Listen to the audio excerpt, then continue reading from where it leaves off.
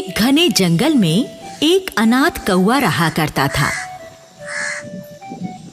कौवे का नाम था कालू।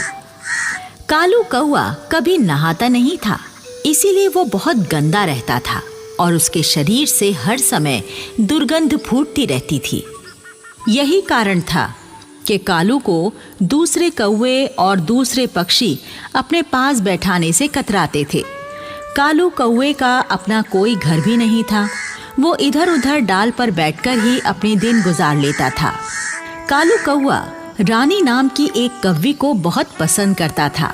वो रानी के साथ शादी करके घर बसाने के सपने देख रहा था। हाय हाय, रानी कव्वी, अगर तू मुझसे शादी कर ले तो कसम से मजा आ जाए।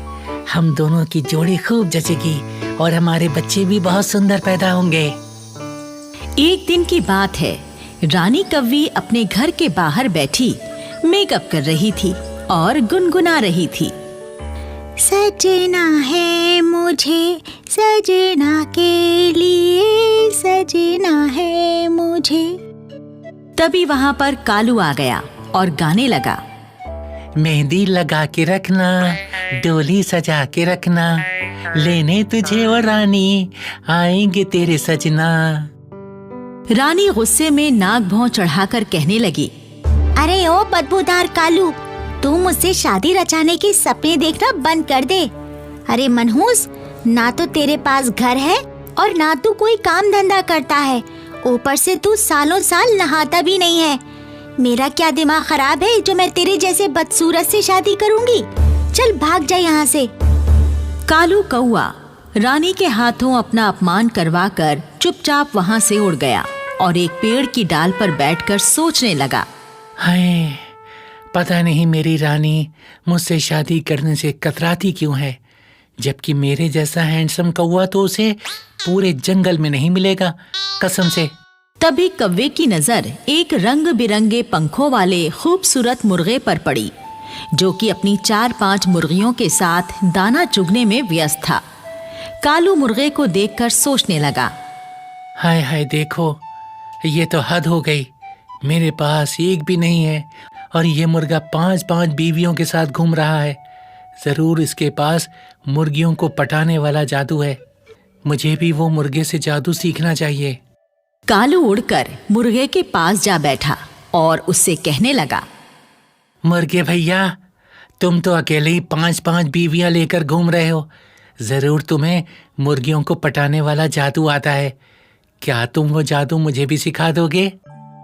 मुर्गा कौवे की बात सुनकर जोर से हंसा और कहने लगा, अरे बेवकूफ कौवे, ये मुर्गियाँ किसी जादू से नहीं, मेरे इन सुंदर रंग बिरंगे पंखों के कारण मुझसे इम्प्रेस हुई हैं, समझे? अच्छा जी, तुम्हारे कहने का मतलब है रंग बिरंगे पंख वाले पक्षी किसी को भी इम्प्रेस कर लेते हैं? हाँ, यही सच्चाई है। लेकिन तू कभी किसी को इम्प्रेस नहीं कर सकता, क्योंकि तू तो एकदम काला कलूटा और बदबूदार है। अब तू यहाँ से दफा हो जा, तेरे शरीर की दुर्गंध से मेरा दम घुटा जा रहा है। पा, पा, पा, पा, पा, पा। कौवा उड़कर डाल पर बैठ गया और सोचने लगा। अब ये रहस्य मेरी समझ में आ गया कि रानी कभी मुझे पसंद क्यों नहीं करती। ठीक है, मैं भी अपने पंखों को रंग बिरंगा बनाऊंगा और 4-5 कवियों से शादी करूंगा। फिर एक दिन की बात है, कालू कौवा मोर के पास गया और उससे कहने लगा, अरे मोर दादा, आप अगर मुझे अपने 2-4 पंख दे दो तो मुझ गरीब का भला हो जाएगा। मुझे आपके पंखों की बहुत जरूरत है। ठीक है, मैं भी नाचता हूँ। जैसे ही नाचते समय मेरे पंख झड़ेंगे तुम उन पंखों को ले लेना। मोर ने नाचना शुरू कर दिया। उसके 3-4 पंख झड़ गए। कालू उन पंखों को लेकर वहां से चला गया। फिर एक दिन कालू कौवा रंगीन पंखों वाले तोते के पास गया और उससे कहने लगा, तोते भैया, क्या आप मेरी एक मदद करोगे? अबे मनहूस कौवे, तो कितना गंदा है। तेरे शरीर की बदबू से मेरा जी मचलाने लगा। चल जल्दी से भाग जा यहाँ से। अरे तोते भैया, मुझे जल्दी से अपने 2-4 पंख दे दो ना, मैं भी यहाँ से चला जाऊंगा।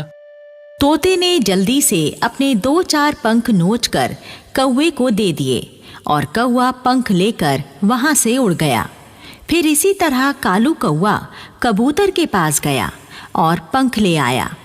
फिर कालू नीलकंठ के पास गया और कुछ पंख वहां से ले आया। कठफोड़वा और हुदहुद से भी कालू कुछ पंख लेकर आ गया। अब कालू के पास कई तरह के रंग बिरंगे पंख जमा हो चुके थे। फिर एक दिन कालू सारे पंखों को लेकर बंदर मामा की बार्बर शॉप पर गया और उससे कहने लगा, बंदर मामा, क्या आप मेरा एक काम कर दोगे? आप ये पंख मेरे शरीर पर चिपका दो। मैं कोई भी काम मुफ्त में नहीं करता। बदबूदार कौवे, मीठे जामुन लाकर दे तो मैं ये तेरा काम कर सकता हूँ। ठीक है बंदर मामा, अभी आप मेरा ये काम उधार कर दो। मैं वादा करता हूँ कल आपको मीठे जामुन लाकर खिला दूंगा। ठीक है, ला करता हूँ तेरा काम। बंदर ने कीकर के पेड़ से निकलने वाले गोंद की मदद से सारे पंख कौवे के शरीर पर चिपका दिए और कौवे की काली चोंच को भी लाल रंग से रंग दिया। रंग बिरंगे पंख चिपक जाने से कालू कौवा एक अजीब सा पक्षी नजर आने लगा। कालू जब अपने आप को शीशे में देख रहा था तो वो खुद भी अपने आप को पहचान नहीं पाया और अपने रंग बिरंगे पंख देखकर वो बड़ा ही खुश हुआ। अरे वाह, मेरे शरीर पर तो उस मुर्गे से भी ज्यादा रंग बिरंगे पंख लग गए।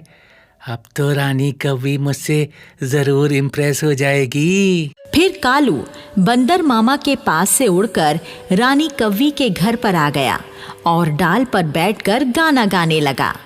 लेके पहला पहला प्यार, भर के आंखों में खुमार, जादू नगरी से आया है कोई जादूगर। कालू का गाना सुनकर रानी कौवी अपने घर का दरवाजा खोलकर बाहर आई। वो बदले हुए हुलिये के कारण कालू को पहचान नहीं पाई, बल्कि कालू को देखकर वो डर गई। अरे बाप रे, ये इतनी अजीब शक्ल वाला पक्षी कौन है? लगता है ये कोई दानव है जो मुझे खाने के लिए यहाँ आया है। रानी ने अपनी मदद के लिए अपनी बिरादरी के दूसरे कौवों को बुलाने के लिए शोर मचा दिया। बचाओ, बचाओ, कोई मुझे इस भयानक पक्षी से बचाओ।